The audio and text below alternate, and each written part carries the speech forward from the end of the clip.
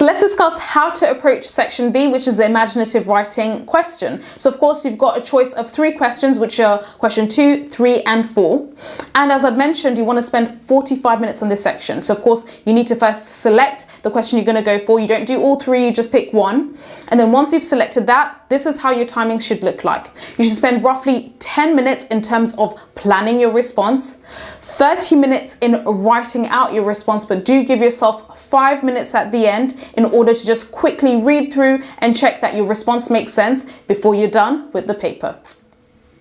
So let's examine section B, and section B is the imaginative writing section of this paper. Okay, so section B is the part where you are presented with, for example, images. You're also presented with 2 other questions not related to the images, and you have to write a response on this. We had already read through this paper. However, just to recap, you've got a choice of question 2, 3, or 4. Okay, question number 2 asks you to write about a time when you or someone you know had an unexpected experience. Question number 3 asks you to write a story with the title left behind, and of course, question number 4 asks you to write a story that starts with "I wanted to make my own decision" using one of these images. You had read this before, so hopefully by this stage you kind of know what you're going to go for. I will pick and opt to go for question number 2. This is a time when you or someone you know had an unexpected experience. Okay, so this one I'll go for this because I would suggest that this question, there's lots you can write about. Okay, so that therefore means I'm not going to go for question 3 or 4. Remember, for section B, you only pick one question. And also, I will no longer need this insert. Okay, so the insert will be put to the side because I no longer need it, and I'm only going to be working imaginatively. So for this imaginative question, you're asked to write about an unexpected experience. Now, in terms of unexpected experience, it can go in lots of different ways. What does that mean? Unexpected means a twist. Okay, that's why this question really appeals to me. Okay, so unexpected can mean a twist. Okay, unexpected can mean you're first safe, then unsafe. Okay, so you're in a place that's really safe, and then suddenly, whoop, you're no longer safe. For this kind of question, and for any imaginative writing question, it's always good to write a story mountain, or to use a story mountain when planning your story. What that means is you're writing a story as if it were a mountain. There's a beginning, there's a build-up, there's a climax or problem, there's a resolution and an ending, kind of like different points on a mountain, okay? And I would suggest you could structure your story into 5 paragraphs. Beginning, build-up, so paragraph 1, beginning, paragraph 2, build-up, paragraph 3, problem or climax, paragraph 4, resolution, and paragraph 5, ending. And of course, ending can also be a cliffhanger, all right? So we're going to go for unexpected experience. So now I'm going to start off by planning. Remember, you can plan. So of course, here you have to indicate which question you're going to go for. So I'm going to cross question number 2 because that's the one I'm going to go for, yeah? And the question is asking me to talk about an unexpected experience. Okay, so this is the unexpected experience. Plan. Right, so of course here you're going to indicate to your examiner, hey, this is the plan. So, you know, they're not going to kind of mark you on it. You can write in shorthand, okay? They expect you, of course, to also plan your story, all right? So this is quite a big story to write about, and I think it's good to try and plan it.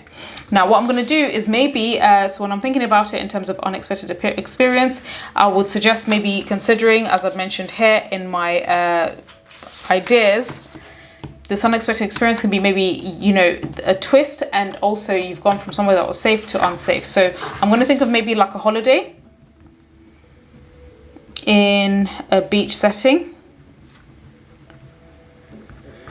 I'm safe at first, then unsafe at the end.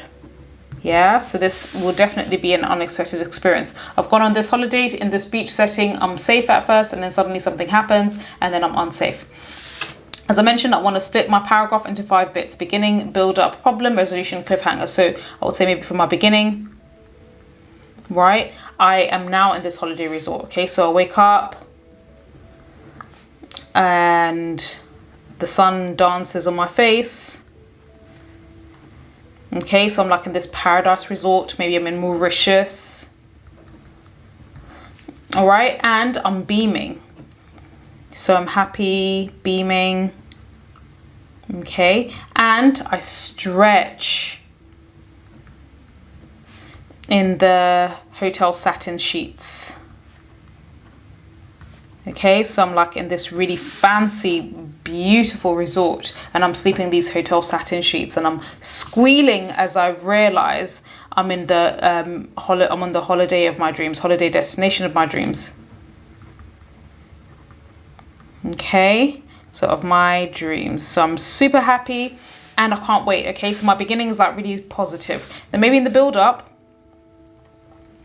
I then spring out of bed, maybe jump into the shower, have a quick shower, get ready. And I head straight out, so through my room doors and then through the hotel lobby and out, okay? And I'll go to the expansive sea. So the sea by my hotel. Yeah, so I'm heading out, and maybe my hotel is like a seafront hotel, so there's a sea right there, and then my hotel is literally right there, so maybe it's like a few seconds of walking and I'm there. And then I look at the beautiful, the magnificent azure sea, and of course the sand, how I feel like the white sand under my feet and so on, and I hear the water lapping. Okay, so this is the build up. I'm now like super excited. I'm by the sea. I just feel this really nice feeling. However, obviously there has to be a problem. Okay, so in the distance, there's a grove of clustered palm trees. Yeah, so where I'm standing, maybe the hotel is here, the sea and the seashore is here, but then perhaps maybe quite close by, there's like this grove, this cluster of palm trees, okay? And I notice a dark figure flitting. Yes, in the corner of my eye, I notice like there's this dark figure, and it flits and enters these palm trees. So I'm curious, okay? So I'm curious, tentative. Okay, so I go to palm trees. Okay, so these shaded palm trees, all right? So maybe there's like a cluster of palm trees, kind of like a semi-forest area, okay? Now, I'm curious. I want to see, what is this dark figure? Now, this is the resolution. Remember, resolution, by the way, isn't like, you know, happy ending. It can also be a negative ending, okay? I'll discover this figure. So I'll go deeper and deeper into the palm trees. And then I'm hearing like rustling of this creature. The twigs are breaking beneath my weight. Yeah, so at this point I'm like super curious. I'm intently curious to, you know, there's this dark figure.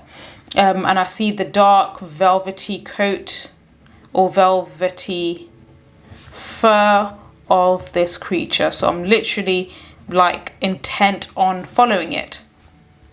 And then the ending could be the creature suddenly stops, turns, maybe looks at me, and perhaps it could be, say, a black cat. I walk to it, and suddenly I fall through the forest floor, right? It's set a trap for me. And maybe when I fall through the forest floor, I then see like this corpses all inside this kind of hole, littering this floor. And then I look up maybe, and the cat is peeking its head over, okay? With its eyes maybe glimmering and glittering. Perhaps this cat is trying to also kill me. And of course, this is a very unexpected experience. I did not expect to go to this holiday destination that's supposed to be this amazing place, and then suddenly I'm now really scared for my life, okay? And that could be technically a cliffhanger ending. So now we've got our plan. So we've got beginning, build up, problem, resolution, ending. Let's now get into writing the story. Remember, with the story, of course, not only do you have to have a really good structure, and I would suggest having a clear structure. So one paragraph for beginning, one for build up, one for problem, resolution, and ending. But also try to use very vivid language, vivid color, vivid imagery in creating your story. And of course, using things like alliteration, similes, metaphors, a mix of longer and shorter sentences to really make your story captivating, all right? So I'm going to give it a title, okay? So an unexpected ending. It's not essential for you to put a title. So if you don't necessarily feel like you'd be able to put a title, that's fine. Unless, of course, the question tells you to write this title. However, I've decided I'm going to give this story a title, right? So now I'm going to open with my beginning and then I'm going to walk you through my paragraph once I've finished writing it.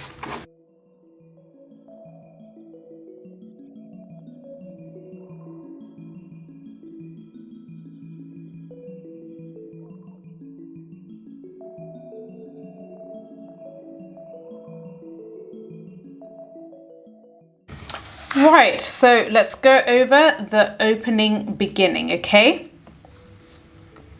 The sun's rays gently danced on my face as I stirred and stretched. I slowly blinked once. I blinked twice. Where was I? I instantly remembered. Mauritius. Unbelievable. For a full year, I'd been meticulously planning and plotting for this getaway. Meticulously means really carefully.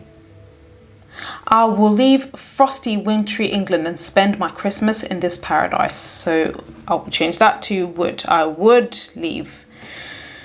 I yawned as I stretched my body. The sun's rays gilded my bed's pearly coloured silk sheets. Gilded, by the way, means coloured in gold, yeah? So kind of giving a golden sheen, all right? So the sun's rays gilded gave the bed a gold sheen. So the sun's rays gilded my bed's pearl-coloured silk sheets. Images of what would be today's adventures flashed through my mind. Snorkeling? Touring? Sunbathing? No. I would simply go to the magnificent sea front and take in the country's breathtaking scenery. I squealed in delight as I slipped off my bed and I quickly headed to the bathroom to get ready.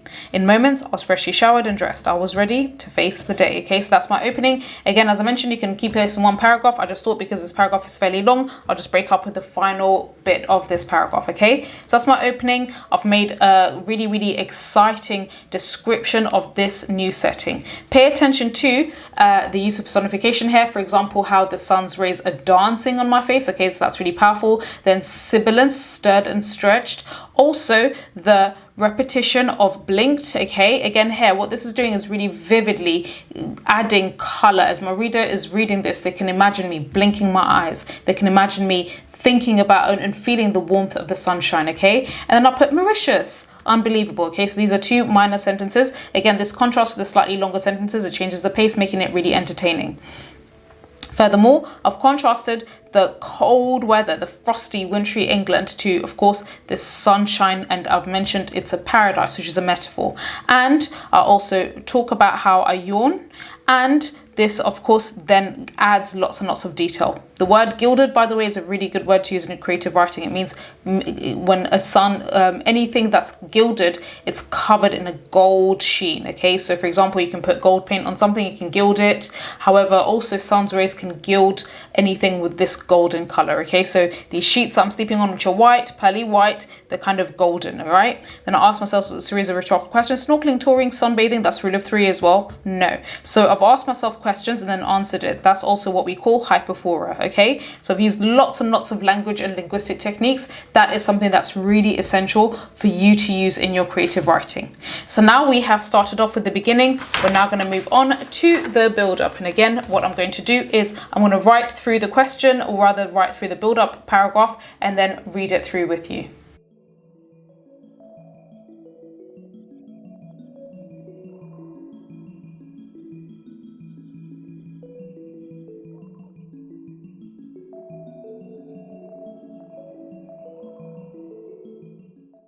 Right, so let's now look at the build-up paragraph. I was too ecstatic. Ecstatic means like overexcited. I would not have any breakfast. I wanted to stand by the ocean and gaze at the boundless, endless horizon. I swiftly left my room, descended to the hotel lobby, and glided out. The warm, salty breeze of the sea beckoned me as I turned the corner of a narrow cobbled path which led directly from my hotel to the seafront. Kicking off my sandals, I let my feet sink into the hot, white sand. At first, the pain was sharp and unexpected, but my soles quickly grew accustomed to the sand's heat. Accustomed means used to. I skipped and skipped gleefully towards the vast, expansive ocean. My eyes narrowed as I gazed at the sea, which was a mixture of azure, turquoise, and navy. The waves danced in the light breeze as water lapped and licked the edge of the shore. Dipping my toes in, I let out a long sigh as I closed my eyes serenely. Serenely means peacefully. Again, here, what I'm describing in this build-up is just how excited I am. I literally can't wait. I don't want to have any breakfast. And again, as you can see here, I am using things like repetition. Okay, so this idea of I skipped and skipped here.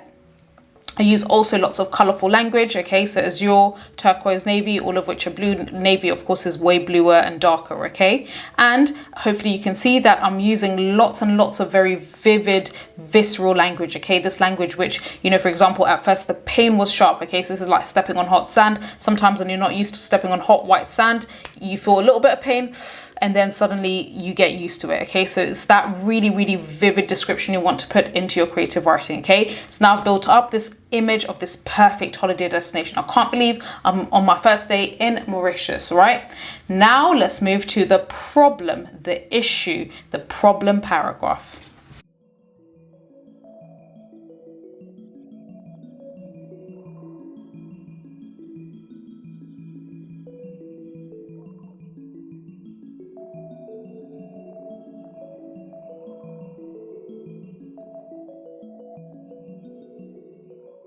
Right, so let's look at now the build up paragraph, okay? So we've obviously had our opening, or rather the problem paragraph, okay? So we've had our opening, then our build up, okay, when I'm ecstatic. Now let's look at the problem paragraph. Inhaling and exhaling, I listened to the soothing, lapping sounds of the waves. I listened and listened and listen. So as you can see here, I'm using ellipsis. So I'm listening, building up tension, all right? Suddenly, I felt something tug the hem of my long skirt. My eyes snapped open and I turned just in time to see a tiny black figure flitting across the white sand and entering a dark cluster of palm trees. What was that? My brows furrowed in frustration. Ellipsis. I turned back to the ocean. I tried to listen to the waves, but I was now distracted. What was it? I needed to find out. I turned back and looked across at the cluster of palm trees. They were the only source of shade in this open beach. I slowly trudged through the sand and walked towards the trees. As I drew close, I could see there were at least 10 trees. The canopy the leaves formed was so dense it made the sandy floor dark. I hesitated. Then I heard a rustle. The small dark figure danced and moved from one tree to the next. I slowly inched inwards. I had to know what it was, okay? So now here, the problem is that I'm now going deeper and deeper into darker terrain, okay? So again, this darkness is ominous. It symbolizes going into the unknown. Now I'm gonna go into my resolution, but of course it's not a resolution as such. It's just more problems, okay? So I'm gonna write this out and then explain it afterwards.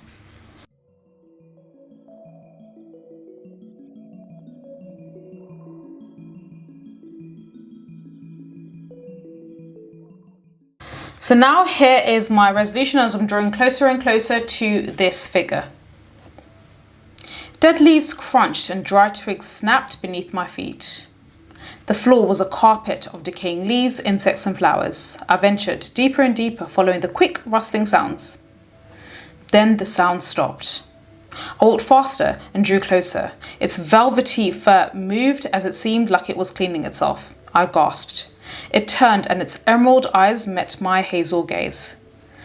I looked at the cat, which glanced at me briefly before it scurried away. So now I've discovered this creature is actually a cat, and I found it kind of cleaning itself. And as you can see here, I'm using now darker language. Okay, so I've gone from this beautiful white open sandy beach to now going into the kind of darker part where there's these palm trees and this really dark canopy, or rather this darkness, which is being caused by the canopy of these palm trees, okay, covering up. And I'm using language which kind of hints at some kind of decay and death, okay, carpet of decaying leaves, which is a metaphor.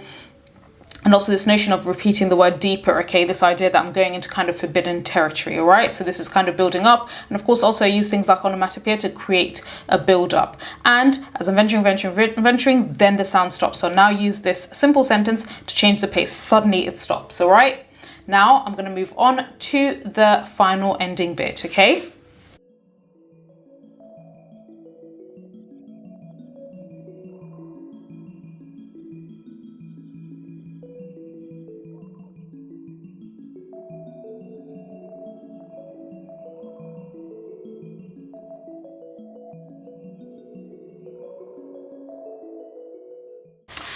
Right, so let's go over the final paragraph. Okay, so this is the final ending, which is going to be a cliffhanger. So I'm going to read it and then go over it.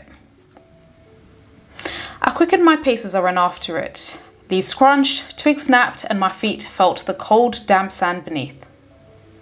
I had to see this creature again. Something in its eyes told me it was more than a cat. I was panting as I chased the creature. We passed one palm tree after another as it ducked and dived through the thicket. It weaved its way in and out of tree trunks. All of a sudden, it stopped just a few meters before me. I also stopped. It turned and we cautiously glanced at each other. I regained my composure and took one step, then another, then another. It stayed still, watching me steadily. I walked closer still. It was within my grasp. I stepped forward, and just then, the ground gave way. Ah! I screamed as I fell through a hole and landed painfully on my side. I shrieked as I noticed I was lying on top of a bleached skeleton. Its bones had been picked dry. This was a trap. I trembled as I looked up at the black cat, which was gazing down at me. Its eyes glittered and glimmered with glee. How would I ever get out? So here, of course, I've ended with a rhetorical question, which makes this a cliffhanger. And as you can see here, I've used dialogue, but very sparingly. This is the only time I've used dialogue. And again, what I've done is I've used repetition. Okay, so for example, another. I've used a mix of longer and shorter sentences. I've also used alliteration. So the eyes of this cat glittering and glimmering as it's looking down is set this deliberate trap. Okay, and also used now this language, bringing full circle, this ominous language, this bleached skeleton. So this cat clearly seems to lure victims into this horrible hole. Okay, so that's really it when it comes to creative writing. You just need to make sure that you're using very colorful language. Try to go for the story mountain structure. Okay, so using the beginning, build up, problem, resolution, cliffhanger. Of course, as I mentioned as well, you want to always make sure you set aside time to plan your story, okay, so that you can kind of have a general idea. You don't have to follow the plan slavishly, but if you just have a general idea where you've thought out your ideas, you can then really invest more time into making each paragraph way more colorful, right? So that's really it when it comes to answering question number 2 of the English Language A Paper 2 assessments. Thanks so much for listening.